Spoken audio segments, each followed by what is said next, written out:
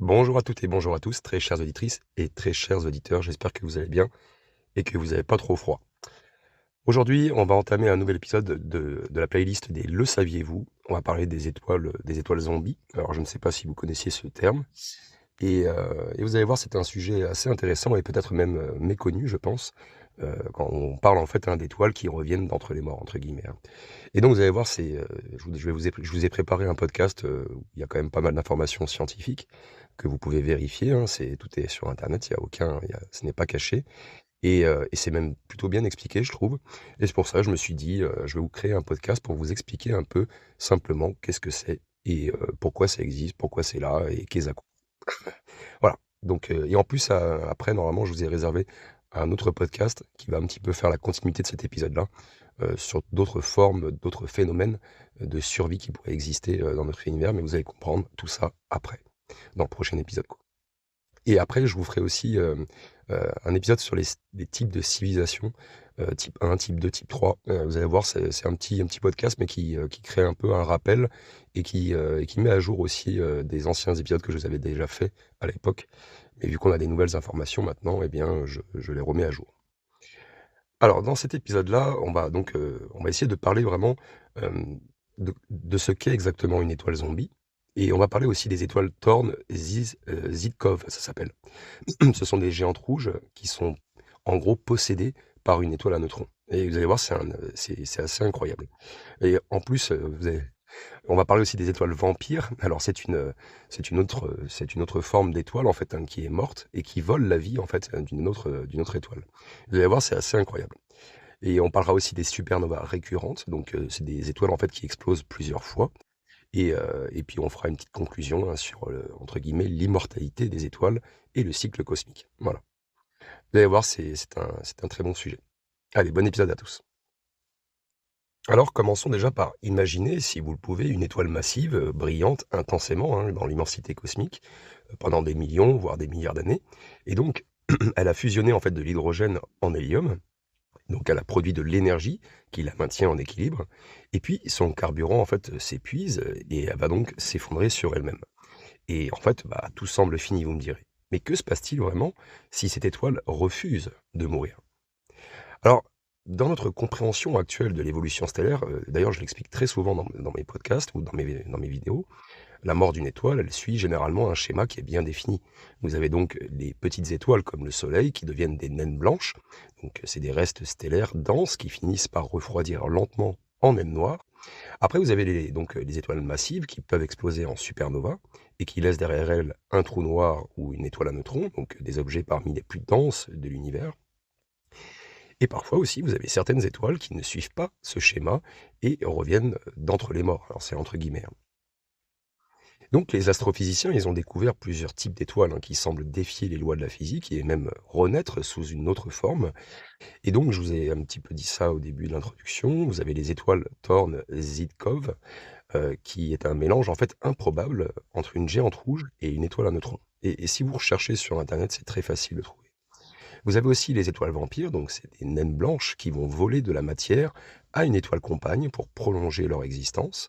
Et les supernovas récurrentes, donc des étoiles qui explosent plusieurs fois, et donc ça défie forcément nos connaissances, hein, sur les supernovas classiques. Alors ces objets célestes que l'on pourrait appeler étoiles zombies, elles remettent en question notre compréhension de l'évolution stellaire et nous montrent en fait que l'univers il est bien plus étrange qu'on le pense, hein. Donc vous allez voir, on va plonger un peu dans les profondeurs du cosmos pour explorer ces phénomènes incroyables et comprendre les mécanismes physiques qui les régissent, hein, et puis découvrir aussi pourquoi ces étoiles, elles semblent être immortelles, hein, si on peut le dire comme ça. Mais avant de commencer, il y a une question qui se pose, comme d'habitude, c'est pourquoi certaines étoiles échappent-elles à la mort? Et surtout, comment la science elle a-t-elle pu détecter ces objets aussi rares que fascinants?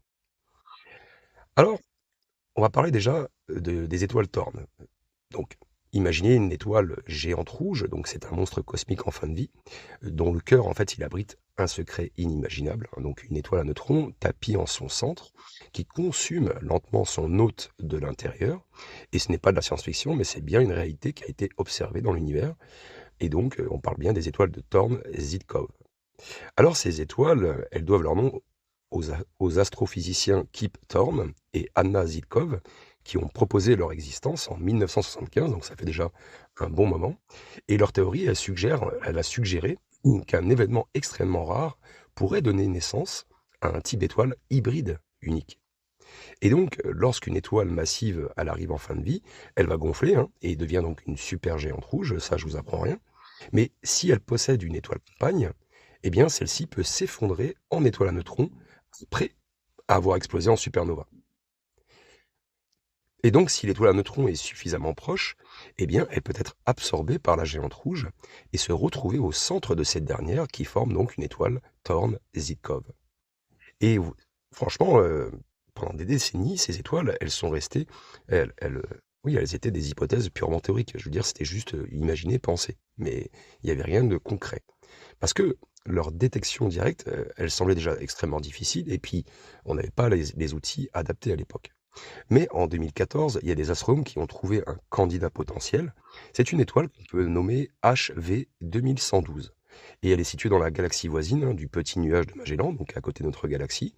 Et son spectre lumineux, qui présente des signatures chimiques inhabituelles, notamment des niveaux élevés de lithium et de molybdène.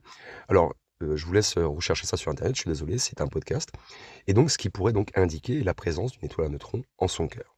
Maintenant, posons-nous la question de comment fonctionne une étoile Thorne-Zitkov, donc TZO. Normalement, en fait, dans une étoile en fin de vie, la fusion nucléaire dans le noyau, elle produit une pression qui contrebalance la gravité. Mais dans une étoile TZO, l'étoile en fait à neutrons, l'étoile à neutrons, je vais y arriver, centrale qui remplace ce rôle, elle perturbe en fait totalement les processus nucléaires habituels. En gros, donc vous avez plusieurs processus. Par exemple, le mécanisme de chauffage, en gros, l'étoile à neutrons, elle génère une immense chaleur en absorbant du gaz et en le comprimant.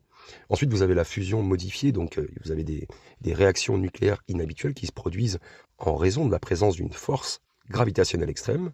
Et aussi, vous avez la production d'éléments rares, puisque les étoiles TZO, elles pourraient être responsables de la création de métaux lourds dans l'univers. Et donc, c'est des éléments essentiels, hein, vous le savez, pour la formation des planètes rocheuses et potentiellement même la vie, hein. Alors, quels sont leurs destins?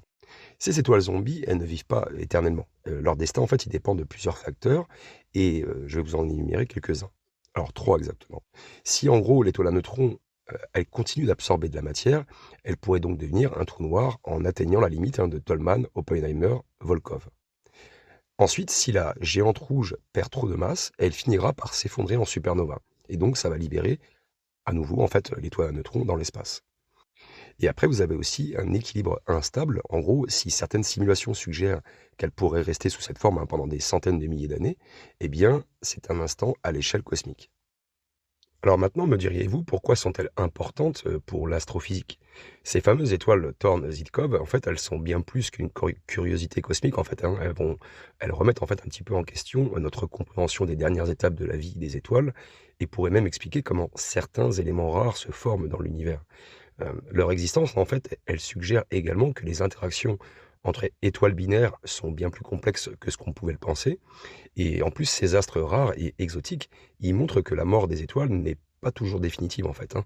Parfois, une étoile morte peut fusionner avec une autre et donner naissance à une forme d'existence totalement nouvelle, hein. Mais ces phénomènes ne sont pas les seuls cas où une étoile semble défier la mort. Vous avez d'autres étoiles bien plus communes, hein, qui pratiquent une stratégie encore plus étrange pour survivre. Elles vont voler la vie en fait, hein, de leurs voisines. Et ça sera le prochain sujet dans la prochaine partie, où on va parler donc de ces fameuses étoiles vampires. Vous allez voir, c'est hyper intéressant.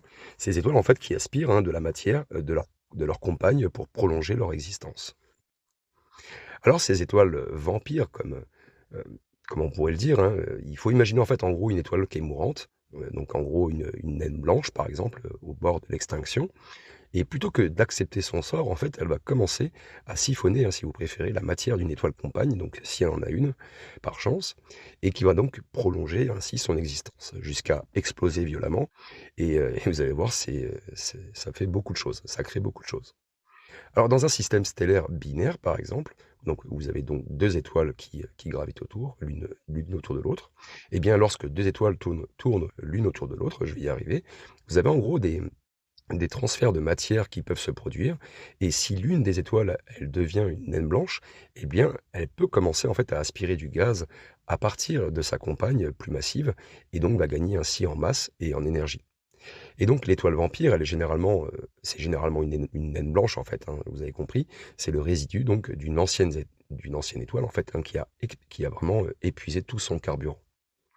Et donc l'étoile donneuse, c'est souvent en fait une étoile géante ou une étoile de la séquence principale qui va perdre lentement de la matière au profit de sa compagne. Et donc lorsque la naine blanche absorbe assez de matière, elle peut redevenir temporairement active et briller comme une nouvelle étoile en fait. Et vous voyez, ce processus, c'est une véritable résurrection en fait stellaire. L'étoile mourante, en fait, elle devient plus chaude et plus lumineuse et défie ainsi son destin naturel. Mais voilà, cette prolongation de vie, elle a forcément un prix catastrophique. Et vous allez comprendre après. Alors les novas, donc c'est des explosions régulières de matière volée. Lorsque la naine blanche, elle accumule trop de gaz, eh bien la pression et la température à sa surface, elle atteint en fait des niveaux vraiment critiques. Et ça déclenche une explosion thermonucléaire. Et c'est ce qu'on appelle en fait une nova. Alors, une nova, c'est pas une destruction totale de l'étoile, hein. C'est l'explosion, en fait, en gros, cette explosion, elle éjecte une partie de gaz accumulé, mais la naine blanche, elle survit encore, hein, il continue encore son cycle d'absorption. Après, vous avez certaines étoiles vampires qui subissent des novas récurrentes et donc qui explosent plusieurs fois au fil des siècles. Et vous avez donc un exemple très célèbre qui est RS Ophiuchi, donc Ophiuchi, qui est donc un système binaire où en fait vous avez une naine blanche qui vole de la matière à une géante rouge et qui déclenche donc régulièrement des novas. Et après chaque explosion, le processus y recommence. La naine blanche, elle continue de voler du gaz et grossit un peu plus à chaque cycle. Mais si ce vol de matière dépasse un seuil critique, eh bien le destin de l'étoile vampire devient beaucoup plus dramatique. Alors vous avez donc ce qu'on peut appeler des supernovas de type IA, le destin en fait ultime des étoiles vampires. Si une naine blanche elle dépasse la limite de Chandra-Sekhar, donc environ 1,4 fois la masse du Soleil, eh bien la pression gravitationnelle devient trop forte, l'étoile s'effondre en une explosion thermonucléaire gigantesque et qui détruit complètement tout le système, hein. Et ce phénomène, il est connu sous le nom de supernova de type IA. Et ces supernovas, en fait, sont cruciales pour la cosmologie parce qu'en fait, elles servent de repère pour mesurer l'expansion de l'univers grâce à leur luminosité constante. Il y en a partout, hein, dans l'univers, on peut en observer partout. Et donc, elles produisent d'énormes quantités d'éléments lourds comme le fer, le nickel. Et vous voyez, ça enrichit le milieu interstellaire et ça permet la formation de nouvelles étoiles et de nouvelles planètes. Et donc ce cycle de renaissance et d'autodestruction, c'est un élément fondamental en fait, hein, du recyclage cosmique, comme on peut le dire. Et donc les étoiles vampires, elles prolongent leur existence en volant la matière de leur compagne, mais cette seconde chance finit par entraîner de toute façon une explosion cataclysmique, hein, qui va donc disperser leur reste à travers la galaxie. Alors pourquoi ces étoiles sont-elles si fascinantes? Les étoiles vampires, en fait, sont, je pense, l'un des phénomènes les plus étranges et spectaculaires de l'astrophysique. Et ça nous rappelle que rien dans l'univers ne reste immobile, hein, et que même la mort, en fait, d'une étoile peut être repoussée, à condition, bien sûr, de trouver une source d'énergie externe. Et vous avez certaines étoiles qui vont encore plus loin dans leur refus de mourir. Il y en a quand même certaines qui parviennent à exploser plusieurs fois. Et ça défie quand même toutes les lois connues de la physique. Et ça sera donc dans la prochaine partie là que on va discuter. Et c'est ce qu'on appelle donc des supernovas récurrentes. Alors, il faut imaginer donc une étoile qui explose dans une supernova cataclysmique, hein, qui va donc libérer une énergie équivalente à des milliards de soleils, d'accord? Et normalement, après une telle explosion, bah, il reste plus qu'un trou noir, hein, ou une étoile à neutrons. Mais contre toute attente, l'étoile, elle va survivre et elle va exploser à nouveau, encore et encore. Alors ça, c'est un phénomène qu'on peut appeler les supernovas récurrentes. Alors jusqu'à récemment, effectivement, les astronomes, ils pensaient qu'une supernova, bah, c'était un événement unique dans la vie d'une étoile massive. Et en général, lorsqu'une étoile explose, bah, elle libère toute son énergie et son enveloppe externe, et donc bah, ça ne laisse que derrière elle, en fait, qu'un résidu compact, genre une étoile à neutrons, un trou noir ou une naine blanche. Pourtant, il y a certaines étoiles qui défient cette règle et qui explosent vraiment, qui explosent plusieurs fois au fil des siècles.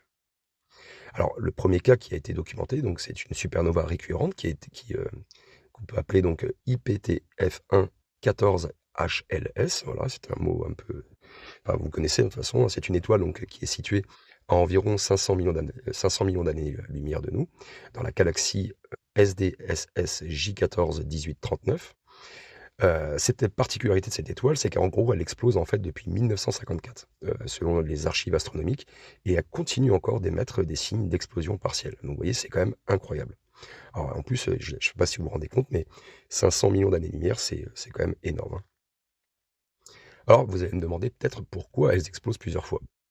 Alors, il y a plusieurs explications qui sont avancées pour expliquer ce comportement étrange, et on peut déjà parler de supernova avec une instabilité de pair, instability supernova en fait. On peut appeler ça en anglais pair instability supernova.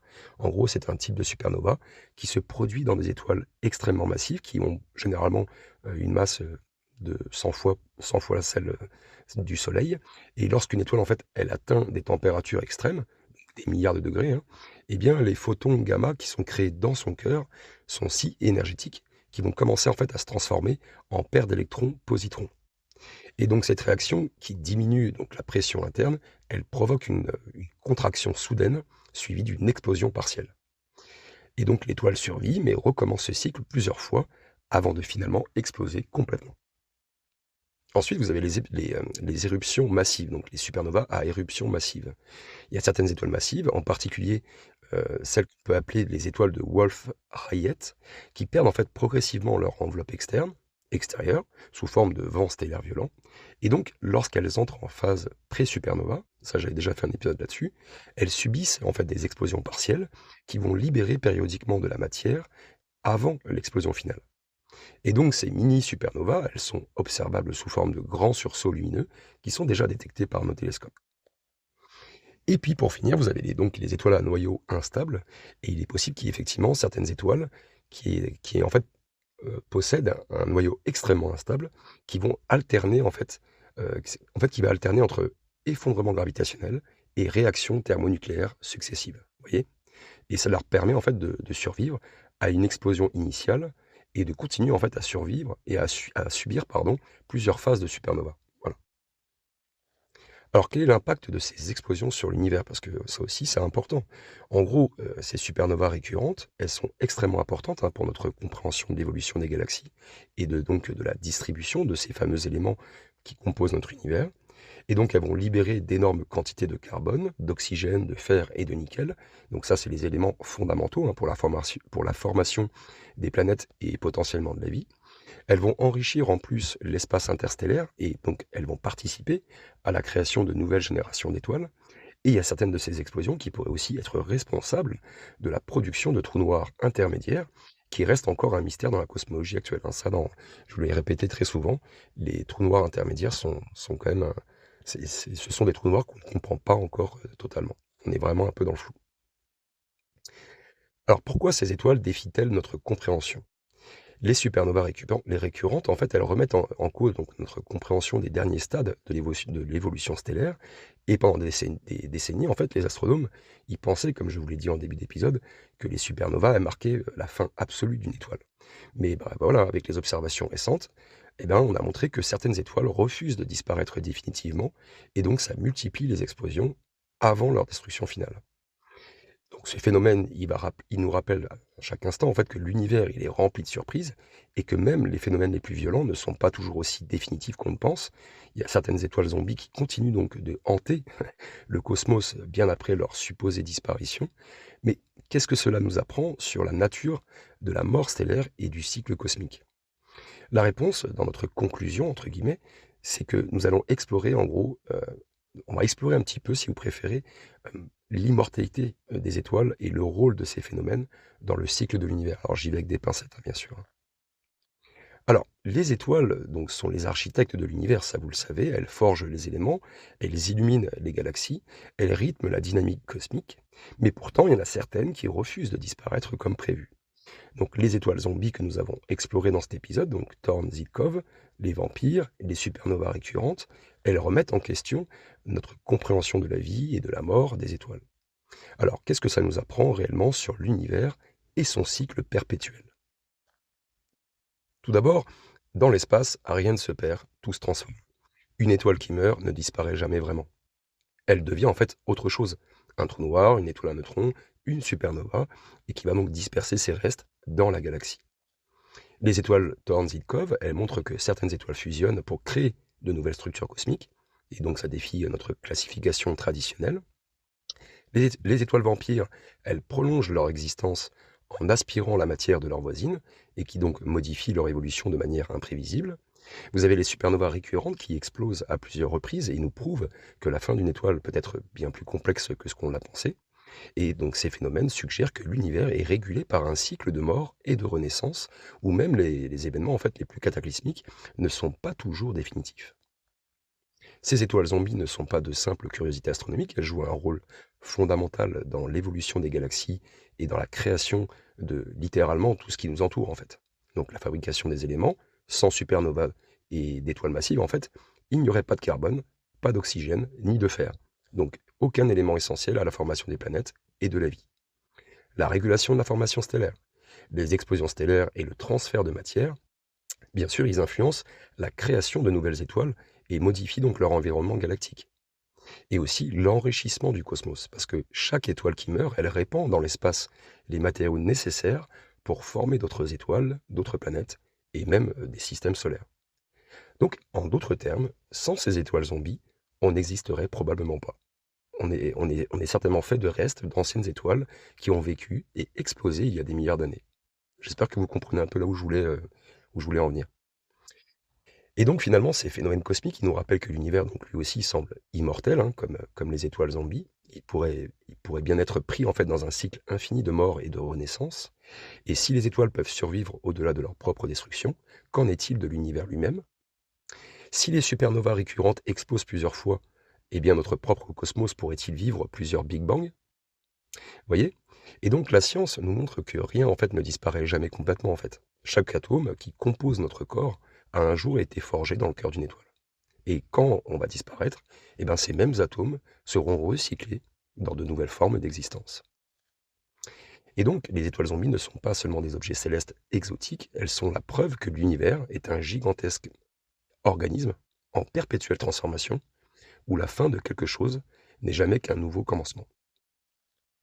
Et vous voyez, ce voyage à travers les étoiles zombies, et c'est ça que j'aime beaucoup, ça nous montre que l'univers, en fait, il est bien plus vivant, en fait, et dynamique qu'on ne pense. Chaque étoile, même après sa mort, continue d'influencer le cosmos, d'une manière ou d'une autre, et même si ces étoiles, en fait, ne sont-elles que les prémices d'un autre phénomène encore plus étrange et inconnu, ça c'est une question. Et quelle autre forme de survie, en fait, pourrait exister dans l'univers? C'est peut-être le sujet d'un prochain épisode. Voilà, j'espère que cet épisode en tout cas vous a plu. C'était un peu plus philosophique à la fin, parce que bah, ça rejoint un peu tous les épisodes que je vous crée en ce moment. Voilà.